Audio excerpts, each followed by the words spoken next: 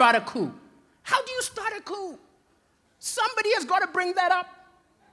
You've got to be sure everybody at the table is going to agree with you, or it could get awkward. I know none of you are politicians, but I think in our lives, it's just like trying to start an orgy. I don't know if any of you have ever tried to start an orgy. It's harder than you might think. I tried. It looked like fun. I invited a bunch of people back to my house. I gave them cups of coffee, tea. I baked a cake. Then I said, hey, why don't we all have sex? You know how bad it feels to be rejected by one person. Imagine 32. They were so angry they expelled me from the Bible study group.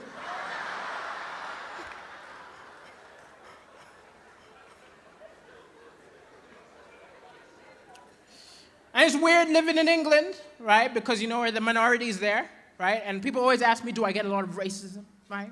I get some subtle racism. Like sometimes I go into a store, they panic like I'm gonna steal something. I don't let it bother me. I just have a bit of fun. I just go, can you help me? I want to steal this. But racism happens in all directions. It even happened in my own family. A friend of mine from Denmark, white guy, was going backpacking across Africa, decided to pass through Malawi. All of my uncles got excited. They're like, you're bringing a white man here. One of my uncles called me and said, your friend, he must stay with me. Don't worry. I can cook rice. I think he figured white people need to eat white food. So I let him stay with my rice uncle. After 2 days, he's looking upset. I said, what's wrong? He said, I think you give me defective white man. I was like, what do you mean he's defective? He said, your friend, he acts just like us. I said, what did you expect? He said, I thought he was going to do some crazy white shit. Then I have a story. And I love my uncle. So I went to Mateus. I said, hey, Mateus, over the next few days, can you just do a little crazy white shit?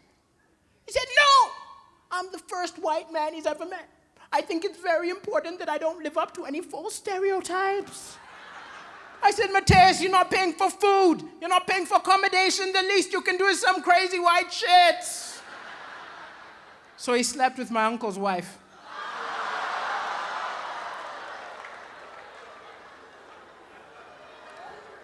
And then he took his land. And then he made him a Christian.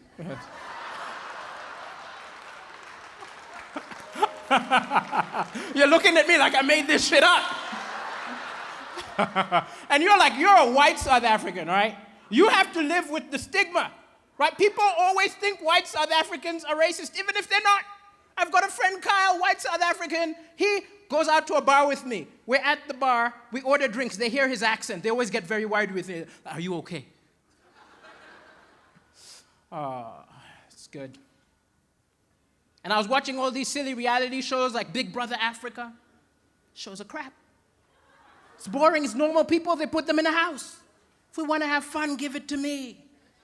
I would do Big Brother Africa with religious fanatics. Wouldn't you tune in for that? Just think of this way. We get the Big Brother house. We get a couple of Jehovah's Witnesses.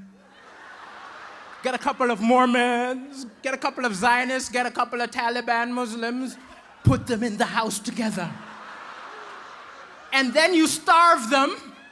And every morning give them bacon and booze. See who the first is to snap.